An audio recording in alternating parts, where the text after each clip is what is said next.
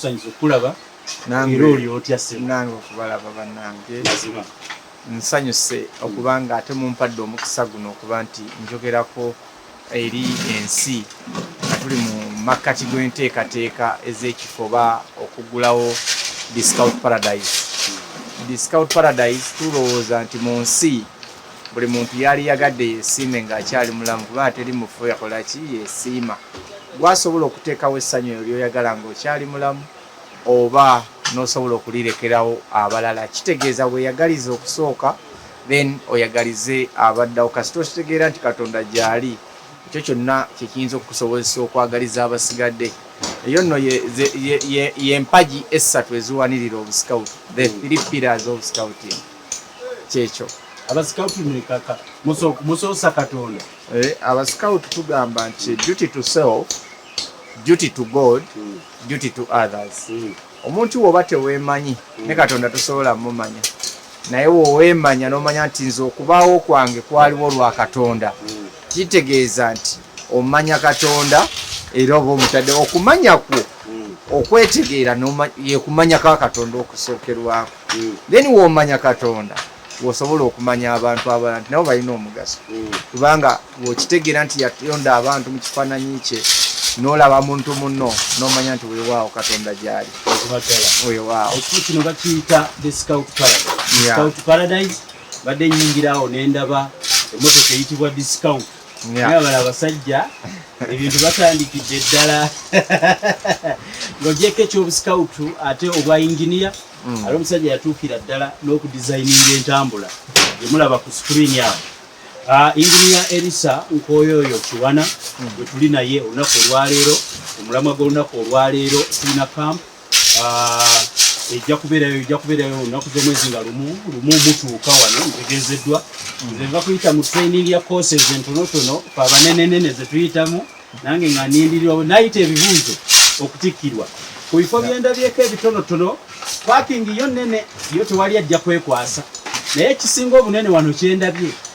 si bye biri by'omulengera emabega kuba enteekateeka ate zo ze executive nnyo. M.i.S.O eri ate waliyo ekibira. Kantandikirawo ssebo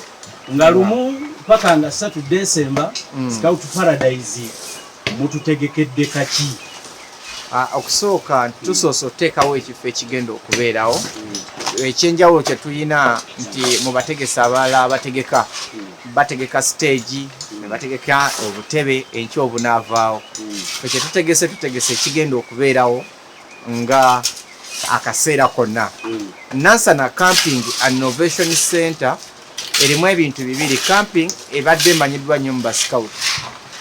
naye innovation ebadde emanyiddwa nnyo mu nkulaakulana y'abantu okulaba nti beeyongerako oba okutondawo ebintu ebyenjawulo. Nze ku ludda olw'abascout nga District Executive Commissioner mu district ey'abascout gy'enkulembera, nabadde nina okuteekawo amaka amakuukuutivu. Wemmanya nti ne wemba nvudde ku bukulembeze abalinoonya balibaako we bansanga, ate n'abaana abo generation erijja eribaako biki byesoma ebyo ebitagenda kusaanyizibwawo nkya. Wano we muli temwapangisiza. Temupangisiza okolerawo mukolo. Tetukupangisiza okolawo mukolo. So kyenzudde ekipya tuzze mutaddewo ekifo. Yes. Commissioner w'Ennansi n'ataddewo ekifo. Nkutegedde bulungi. Ekifo kino kibayita Scout Paradise. Scout Paradise so ebirimu ebigifuula Scout Paradise, naye eri Camping and Innovation Center. Oluvannyuma nze ndowooza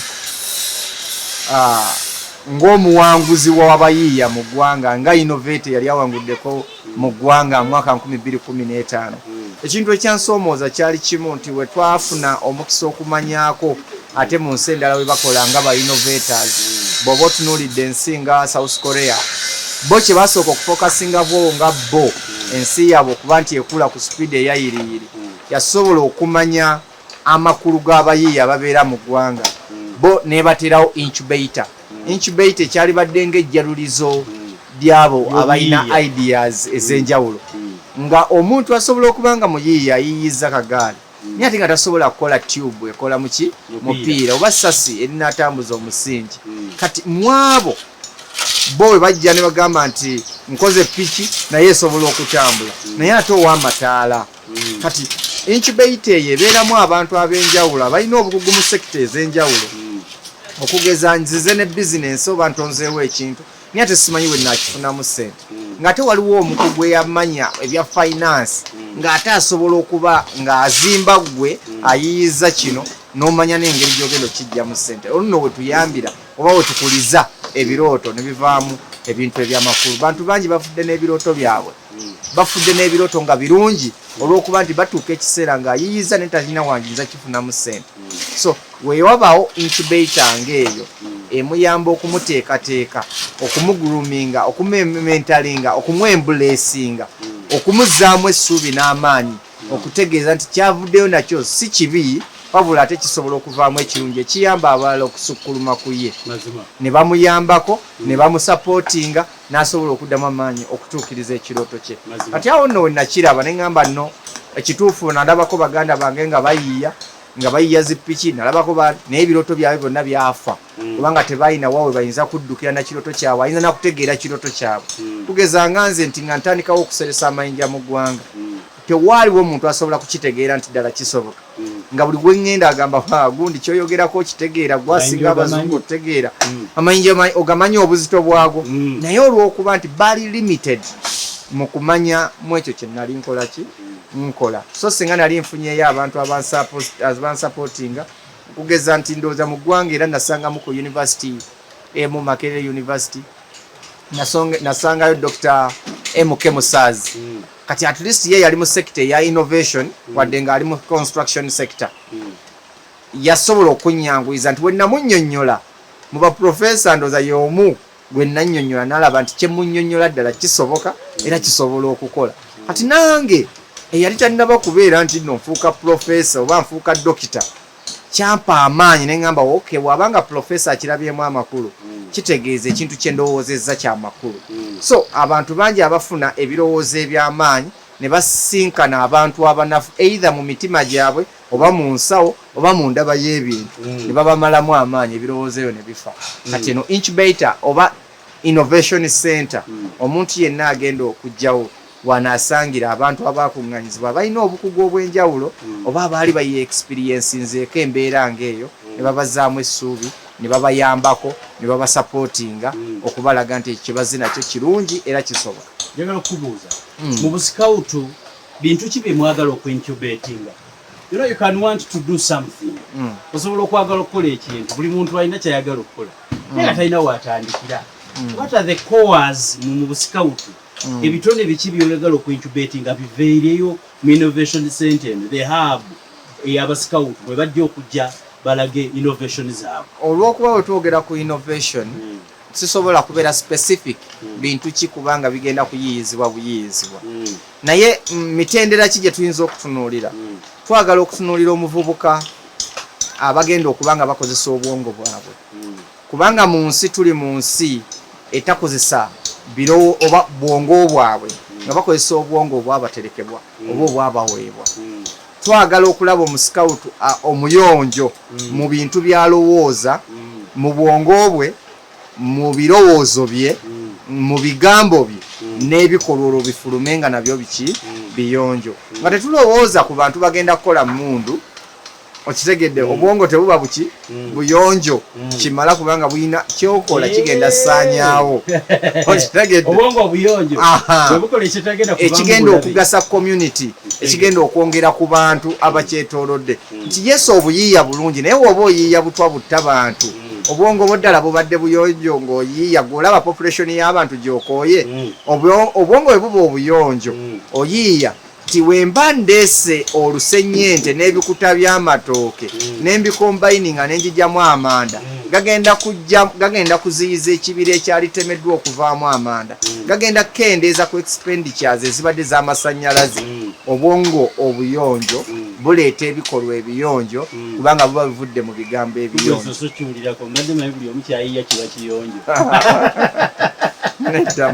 ekitegeeza kyoli alina okujja nga kyayiiya kigasa nga kigasa mu bulungi si mu bubi kati omuntu oyo era tumusuubira mu buyiiya tulina okumuyamba okuba omuvumu mu kuyiiya kubanga okuyiiya kwetaagisa obuvumu si nti buli wofuna ssente n'oyiiya nedda obudde bw'okuyiiya tebusobola okukendeera naye bubeerawo bw'ate bwa kuprotectinga ssente obuntu kintu kyagenda ayina omuteekamu otya obuvumu okuba nti kyayinamu munda mu ye kyabadde ayirowooza nti kitono kisobola okufuuka ekinene ekirala bw'oba otunuulidde obuyiiya buno abantu ojja kusanga nti abantu tulinawo bakuriyeta nga content creator nti abayimbi atondawo oluyimba naye nga tayiiyiza luyimba oba ebintu ebyawukana atondawo oluyimba kati kankubuuliza atondawo oluyimba oluyimbiddwa naye talina kyayiiyiza ku bigambo ebyo ebipya naye aba atonze oluyimba ne lubaawo naye nga ku byonna ebiriwo luba lulimi lwa bulijjo lwe twogera buli kaseera kati nti atonze luyimba naye nga tayiiyiza bigambo byakola ki byagamba nti yebipya ayiiyiza abeera atya kati okuyiiya kwe kugatta ebintu ebibaddewo n'obitondamu ekintu ekipya ekitabaddeewo oba ntegerekese kwe kugatta ebintu ebibaddewo bye tumanyi n'otufuniramu n'otondamu ekitabaddeewo okitegeera kati ekyo kye bayita okutondawo ti abayimbi batondawo ennyimba empya kati ate bwe tugenda nti omuntu atandise ebbumba n'aliyiyamu essowaani okitegedde essowaani yeetabaddeewo ebbumba lye libaddewo naye ebigambo bibeera bye bimu naye ensengeka yaabyo n'ebyawula twagala okulaba nga incubator bwe tuba tunoonya talent tetugenda kunoonya talent ez'ensi zebadde emanyi okugeza ng'okuyimba kubaddewo yes naye enjawulo ya innovation center tugamba nti mu buyiiya bw'ennyimba message gy'oyimba etondawo ki mu muntu emuzimba emwongerako emuzzaamu amaanyi oba emwongerako eddaala eddala katemba gw'ozannya tuzannya asanyusa bantu oba tuzannya akyusa obulamu bw'abantu kyetwaliise nga edutainment nga buli kyogenda okuyimba kiri educative kyogenda okuzannya omuzannyo guli educative okitegedde abasinga omungi bagamba nti obulumi n'okunyumirwa so nga waliyo okunyumirwa n'okuyiga okitegedde kati twagala okulaba nti tuyigiriza tutya abantu abalina ekitone ky'okuyimba okuyitandika okutondawo content mu ekyo kye bayimba nga kiyamba abalala either okubajja mu mbeera gye balimu embi oba okubateekamu discipline gye babadde tebabuusa amaaso nga tetuvudde mu kuyimba nti yes bonna abayimbi balina talent bayimbye abantu bakubye engalo basanyuse tubuuza ani asinze okuyimba oluyimba oluyina content ezimba omuntu kati bwe buyiiyafu bwe tutunuulidde ye talent era tulinawo Martin Yoyo omuyimbi agenda omu ku bajjaji tulinawo omwami Diplo Kosegawa abasenior artist abo abagenda okutunuulira content tuzaayo tutya music okubeera nga ali educative okitegeera ffe tetulina nze siri muyimbi naye ate nsobola okuba ne content gwe nsobola okutondawo alina ekitone n'akola ki n'amuyimba n'amukozesa message yange nga wonoogamba nti kale twagala kuba nti abantu bava mu bukyafu mu mbeera ey'obukyafu oba bazimba amatooyi n'ofunayo omuyimbi alina talent eyimba alina eddoboozi ajja afulumye message eri educative erya mu community kati enjawulo eyo weeri kati omanyi bwe nabadde nzija nansana camping and innovation center kyensinza okusanga wano soose kusanga abasikawutu bambadde uniform nsanga abasikawutu abeetisse enkokoto abalala balina bye bajja binabadde sitegeera kakati neneebuuza gojja otya ova eri okwata resources zo zonna bwenga omuntu ebintu bino nga tubikola one omuntu aba n'ekiruubirirwa naye ng'ogyeko ekiruubirirwa abaawo n'ekimusindikamu kimupushinge akole ekintu omuntu okupushingibwako n'abaako kyakola asinziira ku ki ebisookerako ddala ng'oba otunuulidde nnyo background zaffe ze tuvaamu nsonga nkulu era njagala ntwala omukisa guno nti background yo weeba mbi gy'ovaamu buvunaanyizibwa bwo okutandikawo ennungi oba ennamu tugitandikira wanga tewagira bakulu anti kyekino ekikuzimbibwamu kyekino kyowulira leero kyenkugamba otandike tewalaba kubanga teri ffenna wali alabye ku Yesu tewali yali alabye ku Nabbi Muhammad sallallahu alaihi wasallam emirembe n'okusasabira gyali tewali yali alabye Katonda naye tutandika okukkiriza Katonda tutandika okugoberera bannabbi abaasooka kati okulaba obutalaba ku kintu si ye buzibu naye awulidde ku kintu kiki kyotutte kati ku ssaawa ya leero kyetutunuulidde kyobuuziza kiki ekitusindika mu famire waliwo abanoonya ng'ekibasindika bagoba bugagga waliwo abanoonya nga banoonya repetition banoonya ebyafaayo ettutumu waliwo abanoonya fame waliwo abanoonya repetition okugeza famire yange gyenvamu banaawulira batya nga ndiwe nti banaawulira batya nga nnakoze kino nga nawemudde kibanga okukeera ku makyanzi n'oŋŋamba nti muganda wange yawemudde nkugamba nedda tekisoboka kubanga mu famire gye tutambuliramu teri mwana newaba anyiza ati ayinza kufulumya kigambo kya buwemu mu kamwake ekyo kiva mabega nga newobaolera mu bigurupu ebyenkana bitya nga newoba bayogedde ekigambo owulira n'olutiko lukola ki lukuyiwa ng'oli agamba nti bane okukwata ecupa ya bbiya n'enginywa ekyo tesikisobola si bulamu bwaffe repetition mukuuma ki musingi kigozza okola ki gw'otambulirako okitegeera kale ekyo ekikusindika kiki kyoluubirira okwongera ku famire kiki kyoluubirira okwongera ku famire yo baku bulamu bwo bye bimu ku bitusindiikiriza okulaba nti tutuuka ku ekyo njagala okubuuza kakati tuzze straight to Nansana Camping and Innovation Center kiki ekiri wano kiki emutadde wano kiki emukola wano nze atamanyi kiri wano njagaze ekifo kino kati ekisookera ddala tutaddewo ebintu ebisanyusa nga byonna bisomesa bisanyusa naye ng'ate bisomesa okugeza titulunda ebisolo nga olaba nti embuzi nkoko ssekoko enkofu okitegedde bumyu ebyo byonna bisanyusa okulaba naye kiki ekikugira mu bwongo ng'obisanze mu kifo ekifunda nga naawe byenkana amakaago ke kaseera nzireyo nange nnunde enkoko eno baakabira wabula ojja kusomesebwa omugaso gwakyo ne woyinza okifunamu kitegeeza nti onyumiddwa okulaba naye ate oyina kyoyize ekyokubiri tulunda ebyennyanja fish pond ogiraba nti abantu abasinga obungi badde balowooza fish pond olina kufuna lutobazi n'osimamu amazzi n'ofuna ettosi mbadde nsanzeeko n'abantu abamu abaŋŋambye tubadde tumanyi nti ebyennyanja birya ttosi okitegeera ekintu ekyo kiba kyangu omuntu waaba akyogedde naye ate woofumintiriza nogamba nti waabanga mu nsi tumanyi abantu bamanyi ebyennyanja birya ttosi tukyalina nno olugendo luwanvu naye ate wanajja n'alaba ebyennyanja nga babirundira mu semiiti okitegeera kigenda muwa enkizo ng'asobola okukafuna kubanga kiba kyalubeerera ekyennyanja kiwunya ettosi kyekiremesa abantu okulya ebyennyanja by'omu bidiba kubanga biba biwunya ki ettosi so nga ate wali ogamba nti ekyennyanja kiri fresh bw'ogenda n'olaba nti tugenze tukola kye bayita kids park ne kids park kiseeyo okwesuubi mu byesuubo naye tutaddewo driving school ey'abaana abato driving school nga yamwa kikirizibwa mateeka tekikkirizibwa mu batamanyi naye era nze nja kukkiriza nti okufuna obukulembeze n'okutegeera obukulembeze byanjawulo kikkirizibwa omwana okwanjula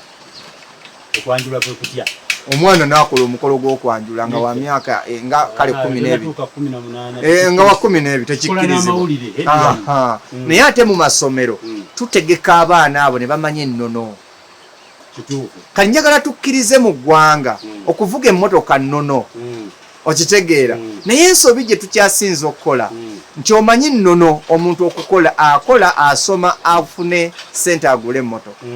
naye kyokka ate ssente agenda zifunira ku myaka 4 oba 5 kyokka waagendedde mu ssomero mbu avuge emmotoka avuge sipiidi avuge abantu naye ng'ayigidde emmotoka ku myaka 5 njagala twebuuze yakagimalamu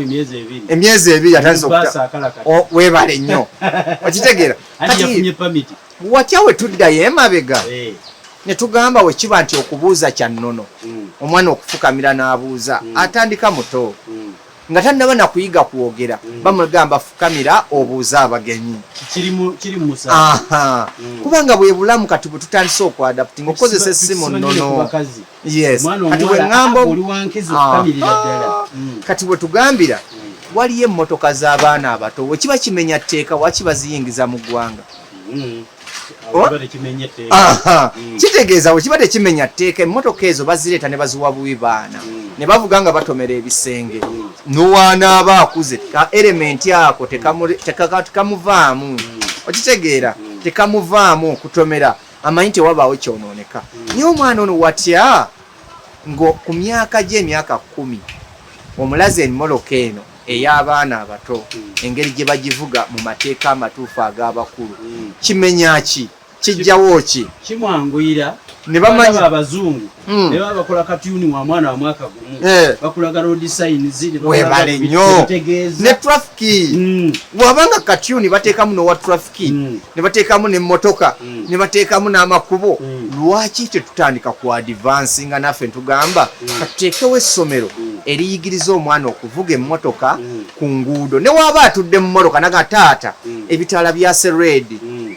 don't go oba taata speed limit batugambye 70 ddala okitegeera taata waliyo humps mu maaso okitegeera abayita ababiri bakola ki bejjukanya enviiri zikulaga engo lwaki tutambula n'abaana baffe ne bafuuka ebipapula omwana wo yali badde akugayidinga nogwozadde akubira engoma n'ozina abaana baffe bagenda tukubira ddi engoma bagenda tukumala kufa bakuba engoma ekunga bantu kujja kutukukola kikuziika no twali badde tutula nabo mu mmotoka ng'olinga atudde n'omuntu omugunjufu omutegeevu. So generally ku Nansana Camping and Innovation Center wano waliwo amuntu osobola okuleeta omwana badde manyi ba scout bagenda kujja wano kuzimba tenti kati babuke emiguwa kati wakiri scouting is all about life skills obulamu obwa bulijjo tugamba nti engeri gye tusobola okuachievinga n'okwongera ku byenfuna byaffe tubeeko wetugonjoola ebizibu mu community ebirimu buli wogonjoola ekizibu gufuuka omulimu gy'oli naye obuzibu bwe tulina mu bantu abatondawo emirimu tebatondawo tebagonjoola bizibu mu community kutondawo mirimu kyobalaba emirimu gyabwe gigwa mangu ku ssaawa ya leero abaana mu luholide weegomba ne wootwala omwana abeeko kyayiga nga tokirabawo naye weetubanga ku camping site leero tusobola okuyigiriza omwana okuvuga emmotoka n'ayiga ne process kana akantu kawulirize omwana waayiga process gye basabiramu driving permit okakasa waakulu agenda kugabadde enguzi okugifuna ne ofiisi ajja kuba tegitya tugenda teekawo ennyonyi naye nga tebuuse naye ayiga emitendera gye bayitamu okufuna passport ayige omutendera gwe bayitamu okufuna visa ayige omutendera wootuuka e Bulaaya kiki ky'olina okusoma okole e Bulaaya ogenda kusoma kugenda just kukola kino oba weeteeketeeke ye buzibu generally innovation center ebintu ebiri wano mpulira sinabadduulira walala era it's kind of innovative but mu Uganda mulimu bayita ba copycat kati nga tebayiiya kati yakatambula ne balanga ku radio era omanyi lwaki twogera ebintu ebyo era wenjiiya ebintu nteekawo n'essomero erisomesa abalala bagire lwa nsonga Katonda waba akuwadde ekirabo ekyobuyiiya oyinza tekikwetagisa kubeera ng'okotogera ate abasigadde oba okubamma gaba oyongereko ffe gye tukoma okuyiiya ebipya ne tubiteeka ku nsi ne tubigabira abantu Katonda atwongera ebipya sitya kubyogera nze mbagamba mubikole kubanga nawe yakikopa omanya you respect me ojja kunjukira ogambe Eng.Nkoyoyo yayogera ku kino emmotoka driving school y'abaana abato okitegeera nze kitange omuto Eng.Nkoyoyo the late yakola museum y'abakristaayo Mashitegera naye leero buli omugende e Namugongo okulamaga at least mumuwa respect for that okitegeera ebintu bigambo engomboze ennyingi ze yayogera muzeeyi wange Kiwana ye musajja yatandikawo okusunsula emmwanyi embisi mu ggwanga muzeeyi wange Kiwana Eliyazari Musoke ye yasooka okukola paasi ey'amanda wano mu ggwanga okitegeera kati ekyo kyokka repetition eyo gy'aba ayina etusindika naffe okubaako ebipya buli bye tuzuulawo ensi terikyerabira nti Nkoyoyo Elisa Kiwana yatandikawo okuseresa amayinja mu Africa okitegeera okukitandikawo nze sisobola kusereka nnyumba zonna ziri mu ggwanga nenzimalayo wadde ennyumba 10 omwaka sisobola zikola ki zisobola zisereka naye ate okulaba abantu abakikoze mpulira nga nina kyennyongedde ku nsi kubanga ffe tukikkiriza mu bascout nti engeri yokka gy'osobola okufuna essanyu ku nsi kwe kuwa essanyu omuntu omulala era woosobolera okuleka ensi ng'esingayo wagisanga kiki okuba nti nno leero omuntu enkya alina ssente nga ate Katonda teyakuwa buyiiya naye ate nga yakuwa ssente genda okikole abaana baffe bayige abali mu kitundu ekyo kubanga ne we nakiteeka wano mu Nansana tekigenda kubeera mu ggwanga lyonna buli ali gy'ali mu busobozi bwa kikole ensi esobole okutambula kubanga ffe Katonda yatuteekawo olw'ensonga eyo otherwise nti twaligambye nti buli muntu afuuke Yesu ku nsi naye waba yateekawo omu yalina obusobozi obutonde 10 naye waba yatondawo omu akole omulimu gwe nze nange guno Katonda gwe yansindikamu okukola okutandikawo ebintu ebipya ebitabaddeewo ensi esobole okuba nga ebiganyulwamu nange at least manye nti naliwo nga pioneer kubanga pioneer yenna ffe tulina pioneering course mu bascout teekawo ekkubo kola saggula abalala basobole okugoberera eryo ekkubo okutuuka wa gye balina okutuuka naye buli bwe batuukayo bagamba eyasaggula ekkubo gyali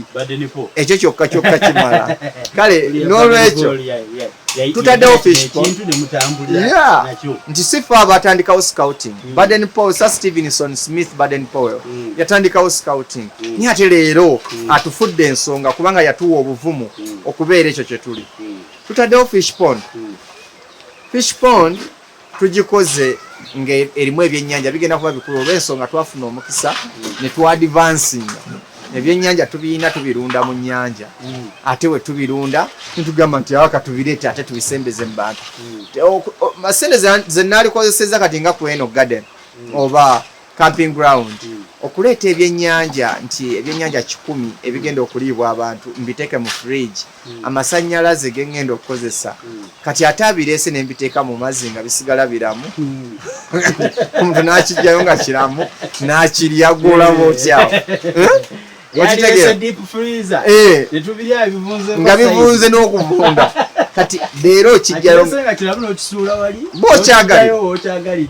okitegeera kale tetutondawo abantu batuuka ekiseera nti n'abantu bannaabwe ne babayita bakatonda why nti amasannyalaze gavudde nga Katonda senga otuyamba amasannyalaze ne gakomawo ebyennyanja birina nti bigenda ffa kati laba wasinza muntu munne nga Katonda senga Katonda otuyamba amasannyalaze ne gakomawo Katonda talina kuvunaanyizibwa ku masannyalaze gamu okitegeera naye bantu bannaffe abateganya okukola ekimala amasannyalaze ogafuna mu bungi tutandise okusaba Katonda n'ebintu abantu bye basobola okukola ki okukola kati we ŋŋambira nti Katonda waba akuwadde amagezi n'agamba nti teekawo pondi teekamu ebyennyanja leeta emmere biteekemu bibeerewo okitegeera abantu bajje bafune ebyennyanja mu budde bwe baagala okitegeera Katonda aba abawadde omukisa ng'ogwo tutaddewo olaba ekibira ekibira abantu abasinga obungi tebamanyi mugaso gwa miti okitegeera buli muti guyina eddagala lyagwo guyina ekirungi gyagwo kati buli wowa respect nature noteekawo ekibira ng'ekyo omuntu ng'asobola okutambuliramu abantu bangi balina stress ng'eddagala lyabwe kibira abantu bangi ng'ayagala kulaba mazzi gakulukuta asobole okulirizinga obusungu ku mutwe gwe ekibira ekyo kisobola okutaasa omuntu omusajja okutta mukazi we kisobola okutaasa omukazi okutta bbaawe kisobola okutaasa omuzadde abadde agenda okukola ekikyamu eri omwana we maama banga ku butonde kankubuulire kino bw'oba otudde mu kibira wooti n'ofumintiriza n'ogamba naye Katonda ndabanga nzaabonaabona naye ate guno omuti omusana gwe gwaka gwe gwokya n'enkuba n'ekuba embuyaga nefuwa neguza nejeguza obugonvu bwago bugugaana okumenyeka lwaki nze sigonda lwaki nzikiriza mmenyeke eno ensi gitwale embuyaga ekunta gwe ebirowoozo bino byoyitamu eringa enkuba ekukuba omusana gwolaba gwaka gulinga gyolaba nti otuuse ku sigiri nti bane sinaamu wadde 10 naye okakasa omuti we guba gusobola okuyitamu nga tegwogera ate gwe omuntu asobola okwogera bw'ofumintiriza obulamu bwo n'obukompeyalinga ku muti ekyo kyokka nokikuwa enkizo okusobola okuddayo n'owekkakkana naye woba tewagutema oba nga yewazimba tegwaliwo then wogenda ku camping and innovation center n'ogamba kangende maleeno olunaku at least mpe Katonda respect olw'obutonde bwe yatonda. Abantu ababadde nansana you see ekibira kyendi bukubalagaawo ku screen kibira kiri nansana kyewuunyisa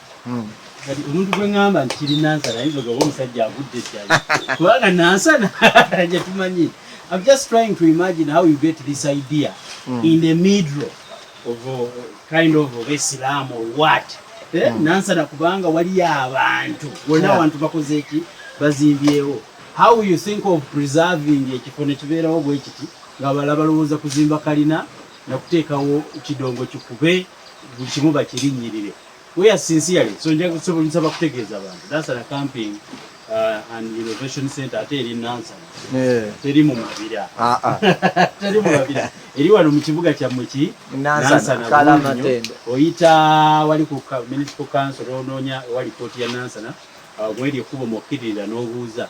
kimanyiddwa abantu bakimanyi abasikawutu bwe bali wano bakiteekateeka njagala kugenda straight ku mikolo egigenda okubaawo egigenda okuteekateeka ekifo kino kutandika nga 1 December abantu we batuukira mpaka nga 3 kiki tulindiridde mu nnaku ezo. Obuuzizza ku kyekifo naye Katonda w'omubuulira ky'oyaayaanira n'omulago okuyaayaanaako we kuli asembeza n'ebyo ebiri ewala by'otalowooza mu bulamu bwo mu bulamu bwo oba okola ekintu Katonda abamubuulira n'abasembereza be mwetaaga mu musangawa kati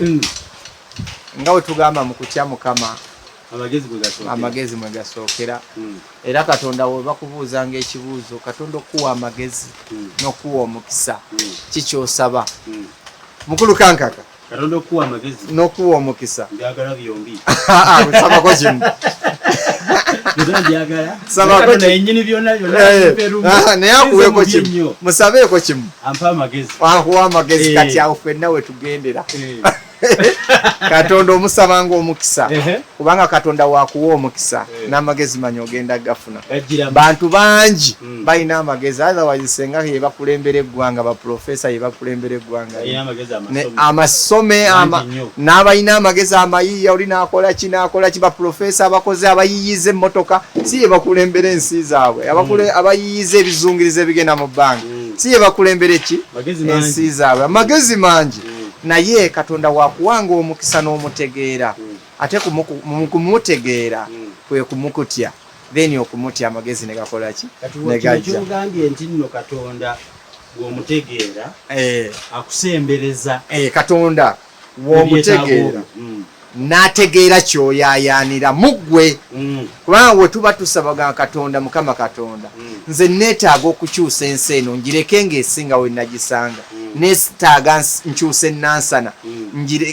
ngireke ng'esinga we twakola ki we nagisanga kyovola ntufundikira nnyo nga nsaba essaala nenga Katonda ow'ekisa ataganda kye mmusabye beeranga mu kusaba kwange ennaku we zinsanga mpulira faafaganya enkweza abantu ze bansalira ozisaasaanya olw'obukuumi bwe obulunzi nze obutayigganyizibwa nkweyanze nga bulijjo akaseera konna ak'obulamu bwange. Katonda agamba naye okuyaayaana kuwono kuli mu ki ayeegomba okulaba nti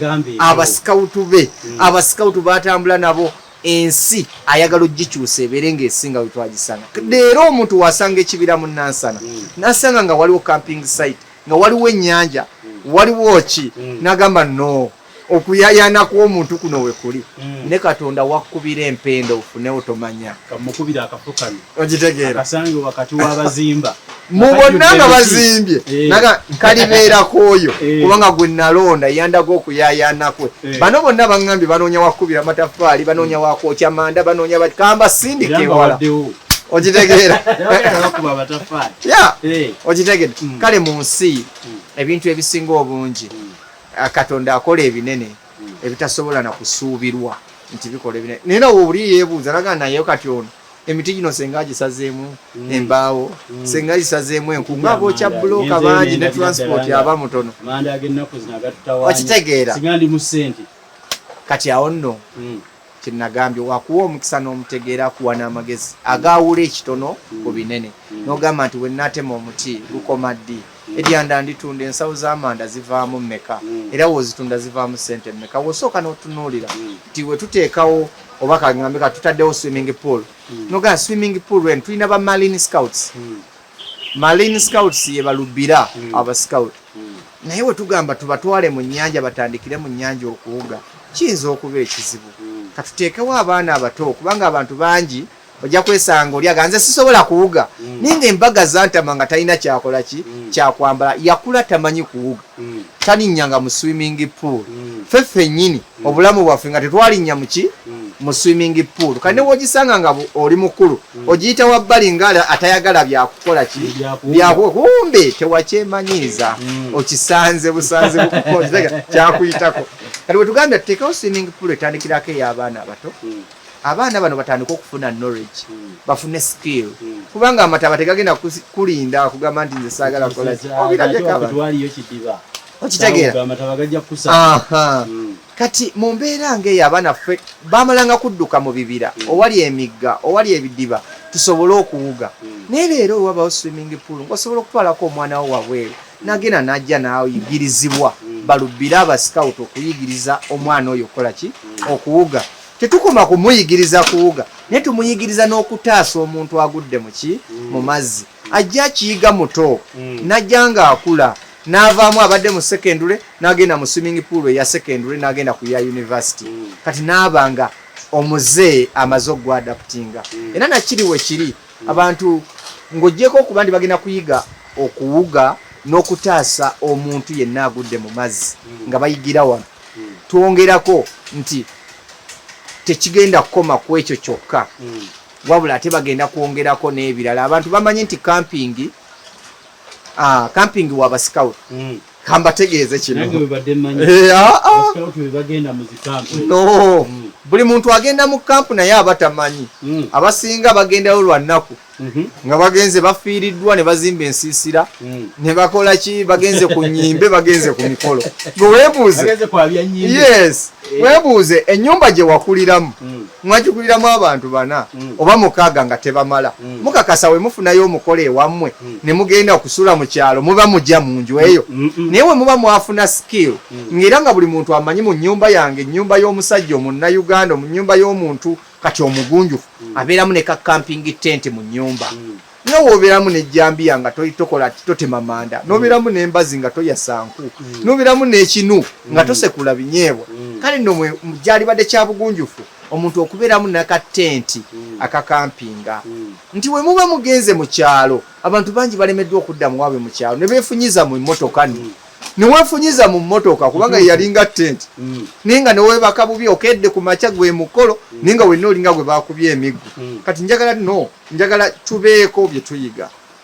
tubyadaptinge fe weetuli wano okusomesa bakampinga batya basetinga batya kampu oba woba ogenze mu kyalo opanga otya tenti yo okitege oli agenda n'ogigula ng'amanyi tasobola gipanga so woba osomeseddwa engeri gye bapanga mu tenti n'egyogikuumamu enkya ne wonoogamba mugenda mu kyalo buli omu ng'olina tenti buli omu agenda kusookayo neeti eyo y'obuuma era ofundikira osibyemu nolangira omwana wo bwamusomesa byatategeera muli mukupanga neti yansi nenga nakapapula weekali mazima nga mulimu nekakola akalagirira so nga omuntu ono waba akikoze mu budde jangu tolinda kugenda mu kyalo tolinda kufiirwa tolinda lumbe nti lwogenda okugula tent olunaku olwa weekend bw'oba oyagala okwa-appreciatinga Katonda omulimu gwe yakola mu nsi kera ku makya fuluma ennyumbayo gendako camping site ebeera protected ebeerako security teekawo ka camping tent ko olabe engeri gy'osulamu wabweru obudde ofune ku mbeera eyo eri nakyo then you will appreciate God okuba nti Katonda waawo yatonda ensi n'agiwana buli kirungo kyonna ekigiriko so n'embeera eyo njagala tuyige nti camping ground egenda kuyigiriza abantu okwadaptinga embeera that culture eyo campinga ti ogenzeeko mu kyalo genda ne katentiko oba ogenzeeko mugenze mutambuddeko kiki ekibasuza mu hotel ey'ebbeeyi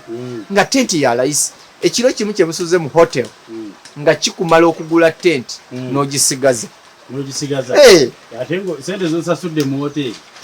walibadde ogulamu bbiri yes okitegedde so nga waligenze ne famire yo n'emmotoka yo we mutuukako we mutuuse ekifo nga kirina security mugyeyo tenti yammwe bo balowooza nno byabazungu naye kali nansana camping and innovation center yo yabireese wano nti ebyekizungu mujye mukole ebyekizungu ebyekizungu tubikole wano e Uganda kubanga gwe waliwo abasikawutu abali eyo ng'obusikawutu bwabwe bwa mikolo tutuuza abantu kwata kabbu bamugaa kati kiseera ky'emmere kituuse nayawula abakulu ku bato nga ye omwamutendeka yafuuka asikaali wa mikolo talina kirala kyagattako wano we wali omusikawutu omuzimbi inginiya omuyiiya Nkoyoyo Elisa Kiwana mweyo area simanyi oba kati oli mu bakozi bameka b'okozesa bali 156 n'omukozi wakatutawanya okusasula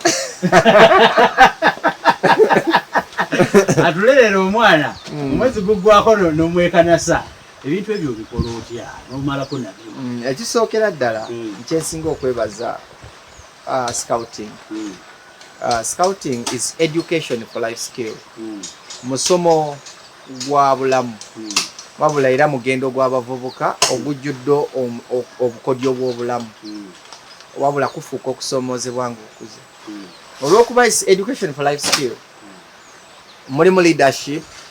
mulimu management mulimu project planning kugamba mulimu ebintu bingi scouting njagala nnyo ensi simanyi era njagala guno omukisa scouting tukkirize tubeeko bwe twagala okumanya obuscoutu kyeki mu kadakiika kano ojja kumanya engeri gye mbumanaging ekisooka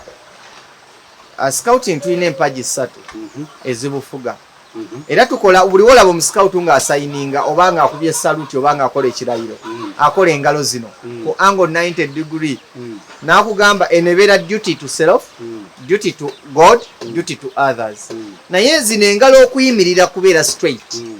zino olunene luno lulina kuba nga lukutte olutono ngentugamba the strong one okasobola the strong one to help the weak one so that we can stand to fulfill our pillars nti duty to God duty to self duty to God duty to others Katonda lwaki luno oluli mu makkati lwe lusukkuluma kubanga ono duty to God era oli waaba akola ekirayiro agamba on my own I promise that I'll do my best. What is a statement here? On my own, I promise that I'll do my best. I'll do my best to do my duties to God and my country, to help other people at all times, and to obey the scout law. Scout law eryejo. Naye scout law eyemu ate erimu 10 points. Ate zituyambera. Scout law bakubuuza era ng'ogenda okuyingira omuscout bakubuuza omanyi scout law nti ye ne bakugamba a scout owner is to be trusted. Ekitiibwa ky'omuscout kirina kukola ki? Kwesigamibwa. Kyesigamwako kubanga ekitiibwa kyaki ky'omuscout. Naye era we tutuuka ne tubuuza kiki ekikufuula omuscout? Ntugamba ziba ennyingo 5 ze zikuleetera gwe okuba omuscout. Ekisooka kye nayogeddeko mu kusooka obuyonjo. Obuyonjo so obw'engoye wabula obuyonjo obw'ebirowoozo obuyonjo obw'obwongo obuyonjo obw'ebigambo obuyonjo obwa ebikolwa byo bwe bukufuula omusikawutu eyo namba emu. Ekyokubiri ye kubeera ng'oli muvumu kiri kyogambye omukozi omwana nderera omwana waabansu ako obuzibu kati olina okuba ng'oli muvumu mu buli mbeera yonna gy'oyinza okweŋŋanga. Bw'osalangawo ekintu kikole mu kisinga kyo n'amaanyi. Then ekyokusatu olina okuba n'empisa okuwa ekitiibwa abakusinga n'abo b'osinga. Kyoyogeddeko era tuyinza okuba tetubaawo na ssente nnyingi naye senga owa abakozi b'okozesa ekitiibwa nabo batandika okukikuwa nga n'ekigambo kyo bakiwa ekitiibwa ne bw'obagamba bane leero tewali ssente bajja kikola ki bajja kitegeera kubanga obawa ekitiibwa nabo bakuwa ki ekitiibwa. Ekyokuna olina okuba nga mukolera wamu. Nze ekindeetesa abakozi abangi kulaba nti okwegattira wamu ge maanyi. Ekinfudde aw'amaanyi naddala nga nansala nze mu bukulembeze bwange obw'obusikawutu ye bantu abangi bennina kubanga bonna baba n'ebirowoozo ebyenjawulo era birungi eby'amakulu gye bakoma okukuŋŋaanira wamu bitufuula abagezi naye ng'ate amagezi ate mu bantu abo bennyini kumpi mwogajje. So ensonga esembayo Ssemasonga ye yalibaddenga obwerufu oba obwesigwa that transparency oba obwesigwa. Omuntu okuba nti oli mwerufu Nkoyoyo wakugamba ajja kusasula ssente zo weziti ajja zikola ki ajja zikuwa. Omuntu ng'akuuma ekigambo kye buli w'okuuma ekigambo kyo abantu abakugoberera baba baki bangi kuba bagamba omuntu oyo yeesigibwa. Bw'aba talina ssente kituufu takola ki talina naye wanaazifuna ajja tukola ki ajja zituwa kubanga ekigambo kye kyesigibwa. A scout honor is to be trusted. Kati ekyo nno kye kituleetera okuba nti tusobola okubikola era kyekikufuula omusikawutu. Abasikawutu nkyenjagala bamanye si ye kino kyamanyi si kye yali erowooza nti abasikawutu bali emisota bali ebikere. Nedda, abantu abamu baali baba bagamba bugambi kubanga kye mwali mwagala okuwulira naye emisota nakati weegiri era giriibwa. Ebikere weebiri naye biriibwa naye twebuuza misota ki oba bikere ki? Edda obusikawutu bataata baffe bakojja baffe nga batandika obusikawutu waliwo emisota nga mingi mu bitundu ebyo ensiko zaalinga nnyingi. Kati ng'omusikawutu bakimanya trainingiddwa okukwata emisota olwedde nga yalina okujja ogikola ki ogikwata. Leo tulina zi reptile village waliyo abantu ninako mukwano gwange kazibweyo ku reptile village nga leero asobola okujja n'akwata emisota n'ajja crocodile n'akwala ki reptiles zonna asobola ozikola ki okuzikwata. Luli abasikawutu be baalingawo okutaasa abantu ebintu nga ki ebyo. Naye leero emisota egiriwo ate mirala. Emisota gya leero giriwo obwavu waliwo embeera ey'enguzi egy'emisota egiri mu ggwanga. Kati ku ssaawa ya leero omusikawutu kyogambye nti lwaki leero abasikawutu kati ffe tusukkuluma mu kugaba emmere ku mikolo kubanga twategeera emisota gya leero. Emisota gya leero si gya kugabula mmere ku mikolo wabula emisota gya leero gya kukyusa bulamu bw'abavubuka kulaba nti tubongerako bafuuke ab'omugaso tutuukirize ekiruubirirwa ekyokuleka ensi ng'esinga we twagisanga. Kale kyekyo ekiriwo leero emisota tukyagikwatira ddala. Okyusizza otya ekitundu kyo embeera embi eri mu kitundu kyo gwe musota ogulimu. Embeera embi eri mu nsawo yo ye musota oguliwo. Embeera embi eri mu famire z'abantu. Obutasoma gye gimu emisota egiri mu community. Naye ffe ng'abasikawutu era tulina okuvaayo ate mu misota gino egiri advanced egiri digital tuveeyo tulabe ng'ate tugitaasa abantu n'embeera embi gye bayita. Omusota gw'obwavu guluma nnyo. Guluma mubojja gutta nga tasoose kuyita musikawutu era bangi asaana agukwate. Naye ekifo kino okukijjamu nga nkyali ku musota gw'obwavu ekibeere kya bbeeyi abatali basikawutu. Ekifo kino nga bukirongoosezza bulala okitaddemu essente nga gwe kamishona w'ekitundu simanyi kinaabeeranga ebirala ebigundi. Omusota gw'obwavu gulumye bangi abamu gutuluma ku katono ne guddayo negukomawo ne guddayo. Abantu abasinga obungi ojja kulaba nti basimye ebinnya mu nsonda z'ennyumba zaabwe. Emisota egyo egy'obwavu mugikola ki mugyekweka ng'era bo bennyini bagibikkirayo era wali nga wonookera ku makya nti nosima omusota gwa beeti okitegeera nga gujja ne gukubojja mu nsawo gwe nolowooza nti tegundaba naye ne gukubojja ne guddayo mu kinnya okitegete kati wano lwaki tutaddewo coming ground ogambye nti no sente teziibe nnyingi ekituufu we tuba tubadde tugenda ne tubayambako emirimu ku mikolo nga temutusasudde sente we tuba tusobola okusanga omuntu omukulu eyeetaaga obuyambi bwaffe we tuba tusobola okugenda ntulonda mu katale kasasiro ntuweera enguudo nga watali wadde musaala lwaki tuteekawo ate ekifo kyetwagala mujje mutusiime ate tukitekewo ku buwanana tukola revenge mwakowa obwavu kati nga muli mu kukamulamu omusota ogumu oguluma abantu kuduumuula bbeeyi y'abintu bye batunda kubanga ofuna abantu basatu abakuwagidde ekinya kisima mu seefu nyini okitegeera so ng'ate wooteekawo akasente akatono abayindi lwaki bakoze nnyo bizinensi wano afuna amagoba matono naye naafuna ku bantu bangi ekimuyamba okukulaakulana era nawe ali eyo toduumuulanga bbeeyi y'abintu ffe nno kye tukoze ekyenjawulo ekiriwo oli wabeera nga mu scout avaako 10% emuyambeko mu ntambula ayo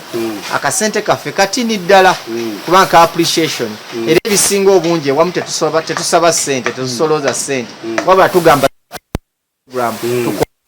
oyinza okuba nti osanze katugeyazimba museum waneeno tulina wall of fame nogamba support the wall of abantu bano bonna be tuyita abazira balina gye abaabazaala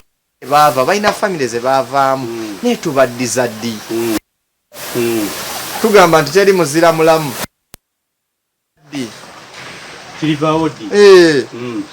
kati tukkiriza nti ffe twagala okulaba ku bazira baffe nga bakyali balamu abantu ensi ejja ebeebuuzeeko nga tulinawo omuzira wa kati nga ku ssaawa eno tulinawo nga owekitiibwa Profesa Badiru Katerega Ssaalongo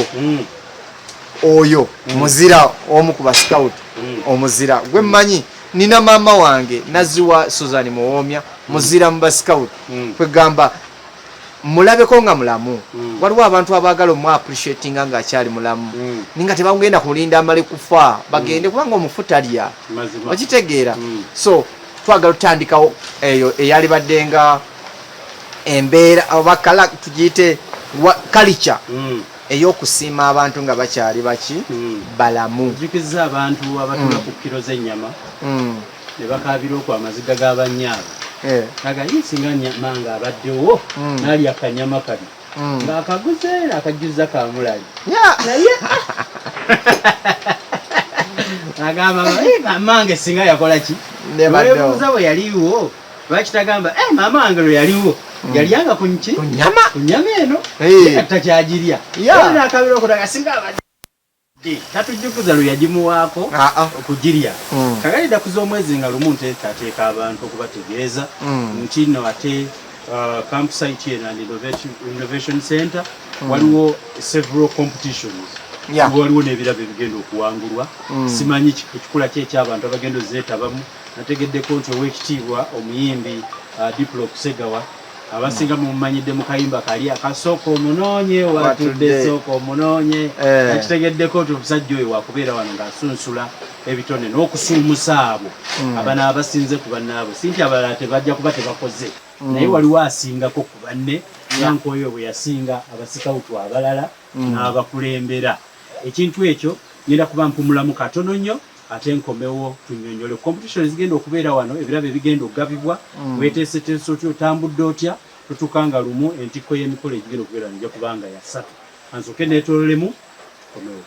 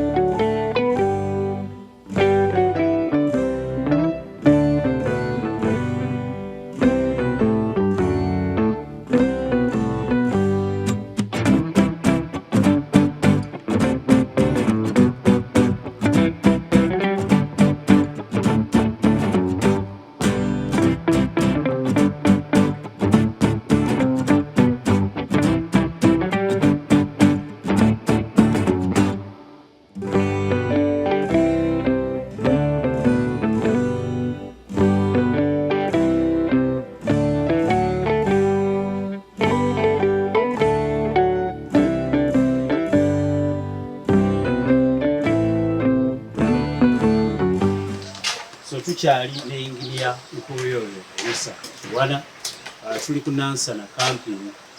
and Innovation Center. Otuuka wali Nansana ojja kukkirira kuba erikirira ku kooti y'e Nansana awo wennyini bwekubula oba tolaba bulabi. Ekifo abasikawutu bali mu kukiyoyoota n'okuteekawo enkola yonna enaabakkiriza mwe ng'abagenyi. Ssaako kye batayoyoota kye baleka mu nakyo foomu yaakyo ate kyekibira. Kibira kyo kyateredde dda kibalinze mu kampingi eyo. Oba mu nkuba oba mu ki, nze nagenzeeyo buli kimu nenkiraba. Ate nabaddeyo nzekka saalabye kyesittaza.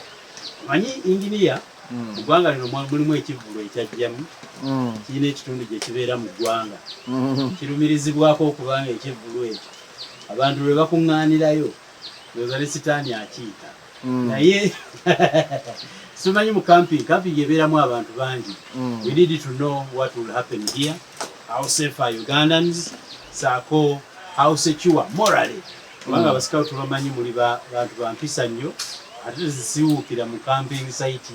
eyiyo gy'okolamu nga commissioner. Katutandikire awo ku function egenda okuggulawo ekifo kino. Neeyanza ate okumpa ku mukisa ogwo ate ku ludda olwo. Ensonga esookera ddala njagala tumanye nti scouting ali under Ministry of Education and Sports. Ebikubirizibwa okuba nti bikolebwa mu masomero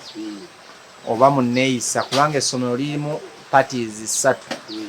Lirimu abasomesa ne libaamu abazadde n'abayizi. Nga byennyini eyo shape y'essomero oba enteekateeka y'essomero. Scouting asigala ssomero nga we nagambye nti scouting is education for life skill. Tusigala tukyali mu ssomero ery'ensi. Kubanga ly'essomero tuyinza okuba tusoma naye nga tusoma okuyita ebigezo n'okukola emirimu egyo egyategekebwa mu layini yabyo bye basoma. Naye ate eno education for life skills tusomerayo bulamu obwaddala engeri gye buyinza okutambulamu. Obulamu obutambula bwe tumanyira endwadde we zitambula, bwe tumanyira ababbi we babbira, bwe tumanyira ebintu ebyenjawulo. Era mu buli district abeera petroni w'ekibiina ekyo abeera the RDC. RDC ategeeza security mu kitundu. DPC bonna baweebwa invitation ebaleeta mu kifo ekyo kubanga tukolaganira wamu n'abantu aba community balina obukulembeze mwe muli zi LC ba defense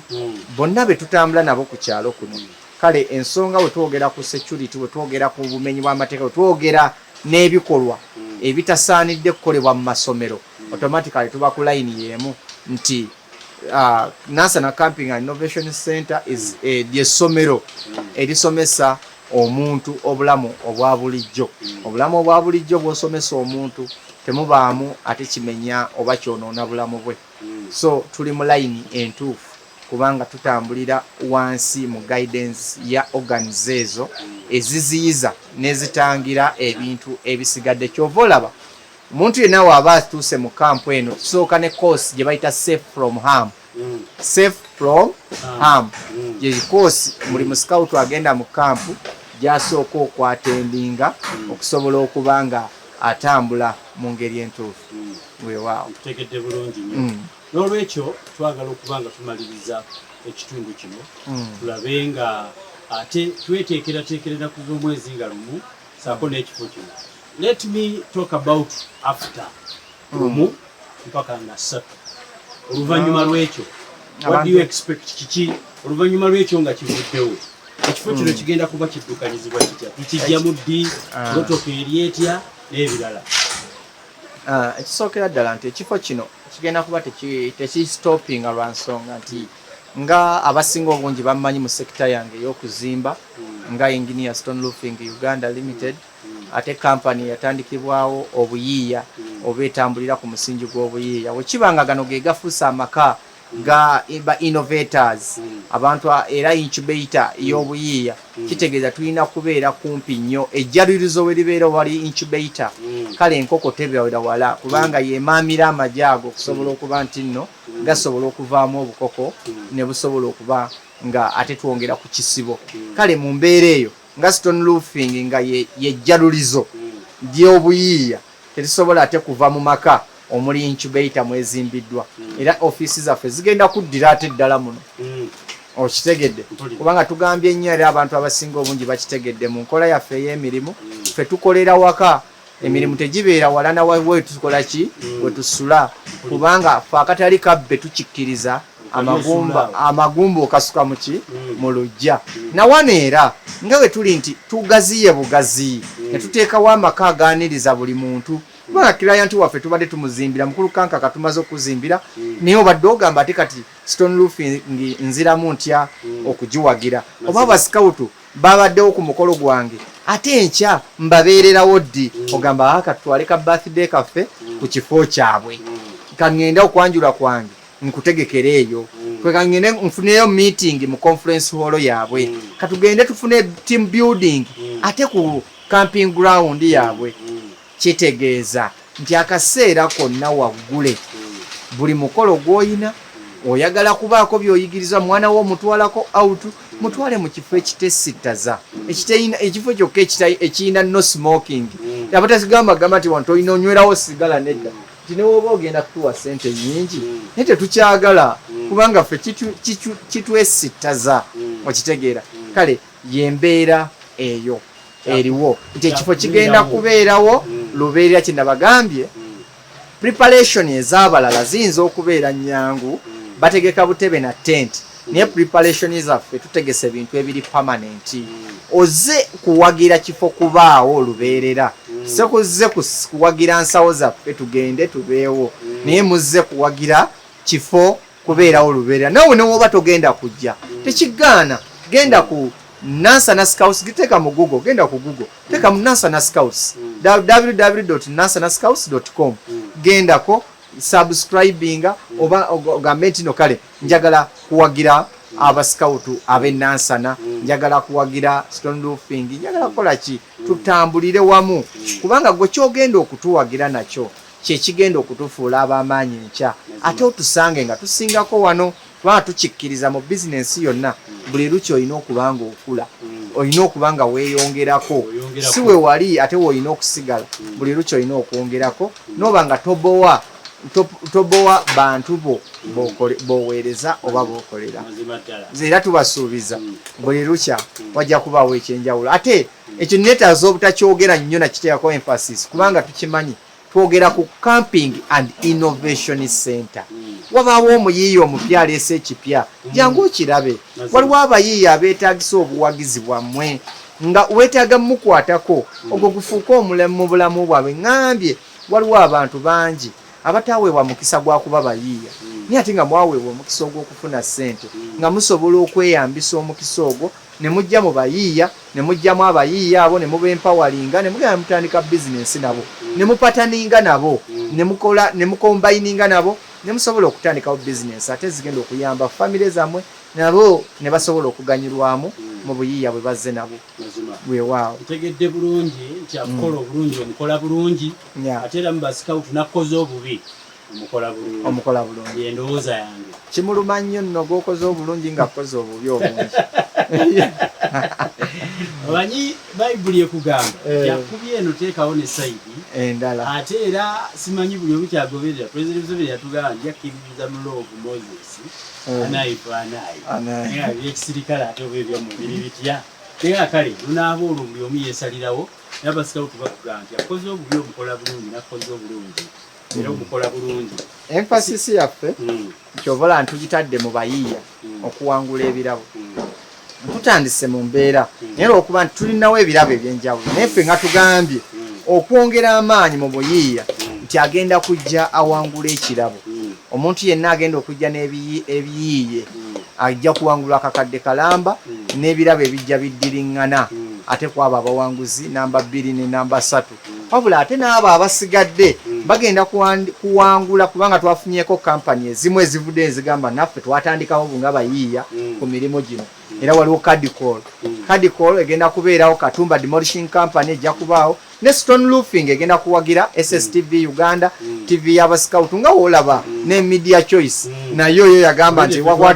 omusikawutu waali nze sisobola kwawukanawo kubanga omanyi omusikawutu kyeki nekyakola kati tweyanza nnyo omulimu guno gwonna gwe mukozeemu kubanga kati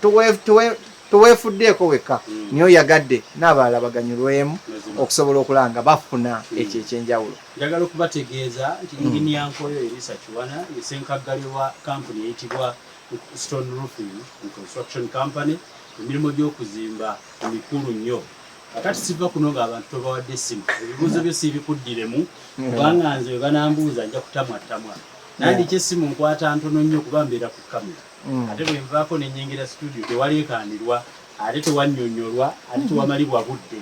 N'olwekyo abantu bawe essimu Engineer basobole okukuwa giri emirimu gy'obuzima. Era gyegiwagidde era gyegiwagidde ebintu bino. Akyagijjukira obulungi n'atagijjukira ku Media Choice kwetuli tubadde tujja tugyogerako. Yoyo yennyini ewaffe owa bulijjo tanavaawo ate ne bw'alivaawo alirekawo abalala. Tumwagaliza kuvaawo naye tulabye ate baatandise okutendeka okumuddirawo singa aliba awummudde si kufa asobola okusalawo n'agakaalira abaana. Naye kati mu mbeera eyo tuwe namba y'essimu tutambule n'ebyokwebuuza. Namba y'essimu eri 07528888424 eyo ya Airtel. MTN eri 077007921 eya MTN. Era omuntu yena yali yagadde okujoininga ku kampu eno eyali yagadde okujja nga 3 genda ku www.nansana-scouts.com osobola okujoininga, osobola okuregisteringa naffe, osobola okuba nti obaawo oba obuukinga oba osindika omuntu kozi. Era baklayanti bange abali outside Uganda, abali mu America, abali mu UK, mu nsi endala zonna Dubai, nja kubasaba nti musindike ba representative bammwe bajje babakiikirire ku lunaku luno olwemukoleredde okuba nti tutuuka ku kukula lino. Mujje tubeewo tusanyukire wamu, mwebale kuwagira n'abo bonna batuwadde obuyambi okulaba nti mutusupportinze okulaba nti omukolo guno gubaawo, the grand opening. Mwebale nnyo, mwebalire ddala, sijjanga okwo. Famire yange mbeebaziza nnyo, Nkoyoyo famire, Kiwana famire, mwenna mwebale nnyo okubaawo. Bagenda kubaawo nno abasinga obungi baadde balowooza oba mu nsindi munzekka, naye famire yonna ejja kubaawo wano. Gw'olwadde oludde okulaba mu Nkoyoyo famire, Kiwana famire, ng'obadde oludde okubalaba, mujje bonna bajja kubaawo ng'ate tuggulawo ekkula lino. MMK mwenna mbalamusizza. Eyo nno nze vice chairperson eyo Kyotera Masaka, Muzeeyi Makalayo, Muzeeyi Senkima, bonna Ajibulu, mwenna mbalamusizza. Mwebale kuwagira Ajisaadi, mwenna mwebale kuwagira chairman wange Ajisaadi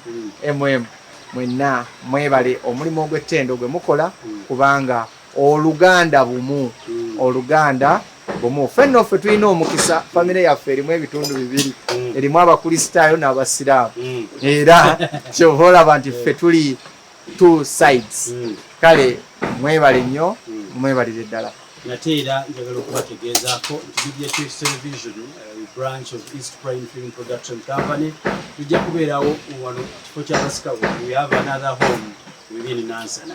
Kati bwe tuva eri yonna gye tuva okukolera tujja kubeerangawo all the time. There is a beautiful scenery, akabira ako katusanyudde nnyo. We will keep calm. East Prime Film Production olwaliro olukoze n'omwami ayitibwa Katonge Rashid Ssaako senga zejja abadde wali okutubuulira ebintu byonna yenze kanka kapita wa East Prime Ssaako Media Choice Television. Genda ku mukutu gw'abascout www.scouts www.nansana-scouts.com. ojja kuba osoma profiles z'ebintu tukyatambula na bupapula kuddugaza mawanga gammwe mugenda okanyuga obupapula bwa kivvu. Kwata essimu yogenda ku www.nansana-scouts, gendayo SSTV Uganda. Agenda osubscribing SSTV Uganda. Eyo nno ogyeko zino program ezetukola olwa function yo babeerayo n'okunnyonnyola okwa abantu nga bakuliddwa Nkoyoyo n'abalala. Ojja genda osubscribing ogoberere ye telefayina oba telefayina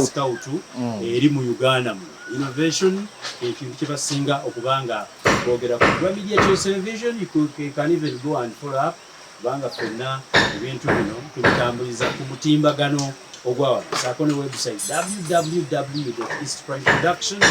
gmail.com. Kale tubadde tubaagaliza ekiseera kino tubalindiridde nga lumu nateera ekifo bw'otasobola nga lumu baka nga 3 kyagguddwawo jangu weenywere kasoda gero omuzeeko ebirowoozo jangu n'emiti gikubuulirire olale ku byennyanja ebibuuka